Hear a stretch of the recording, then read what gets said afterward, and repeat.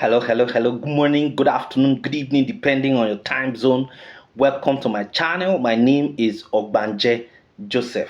Please subscribe to this channel, share, like, as well as drop a comment on the comment section. So today we are going to be looking at the impact of IMF, the impact of IMF policies on the political economy of Africa, the impact of IMF policies on the political economy of Africa. Now, the International Monetary Fund, IMF, was an establishment of the Western capitalist world, okay, and it was led by the US and Britain. Now, it was an outcome of the negative impacts of the 1930s economic depression in the international productivity, trade, monetary stability, and of course the exchange relations. Okay, now the IMF is today open to assisting members with balance of payment difficulties. The IMF has a number of resource facilities capable of assisting the needy countries with enough foreign currency to pay for what they have bought or intended to buy from other countries, on on on loans, okay, on loans, okay. Now, loan facilities from IMF may well be used, to embark on capital projects. The IMF lending to needy countries is not giving for the asking. It is not free.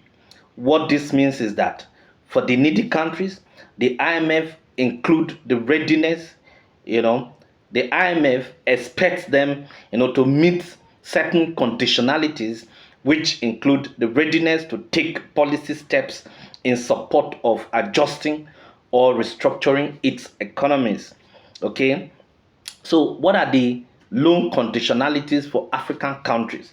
Now, there are several conditionalities that IMF actually give to countries.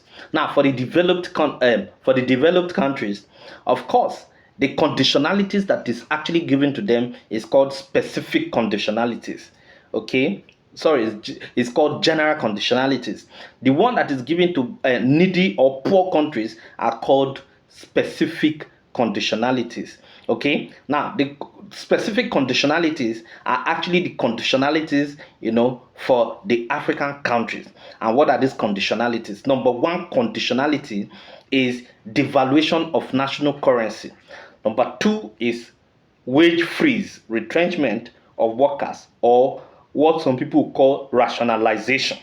Number three, removal of subsidy or deregulation. Number four, trade liberalization. Number five, privatization and commercialization. Number six, review of interest rates.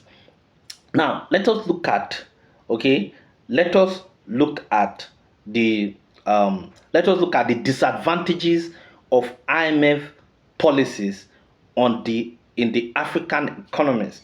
What are the negative impact of IMF policies on the African economies? Number one, the IMF is not a charitable organization. As such, they interact with Africa solely for profit maximization.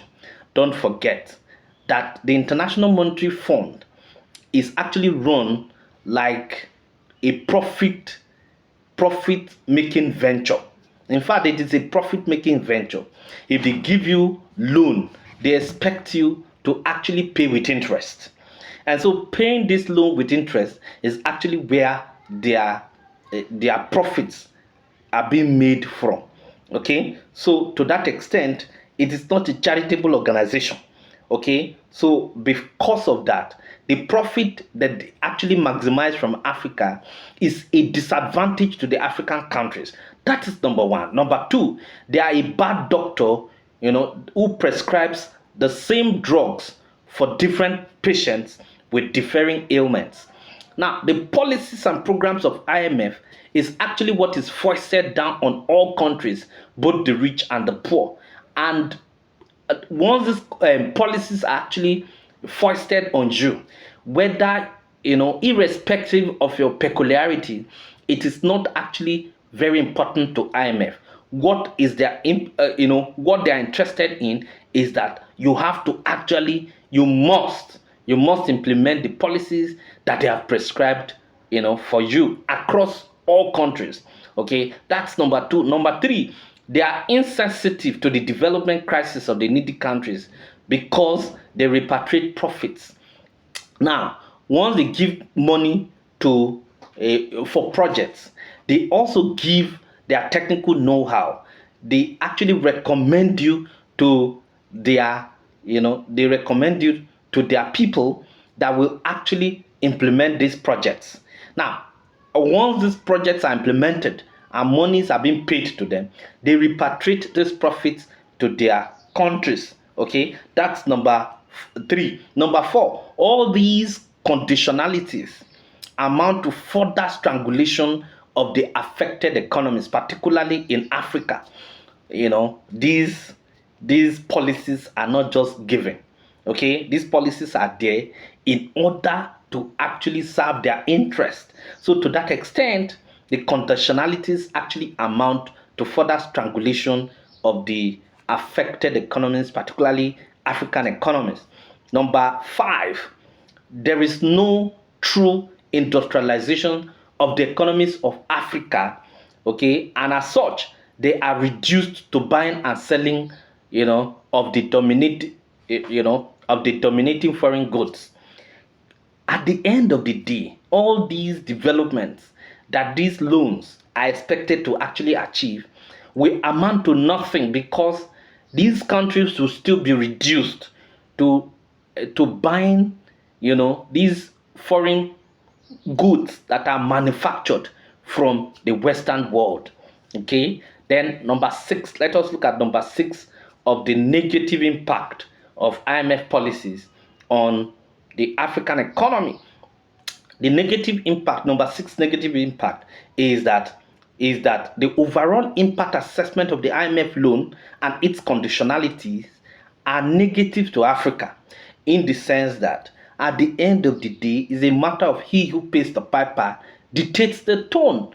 They are actually, a neo-colonial institution.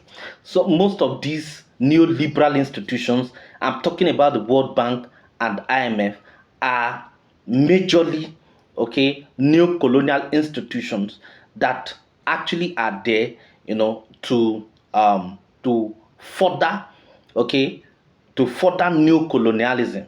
Yes, African countries actually own their economies, but these economies are controlled by these neoliberal institutions. Okay, these neoliberal institutions of IMF and World Bank. Thank you very much.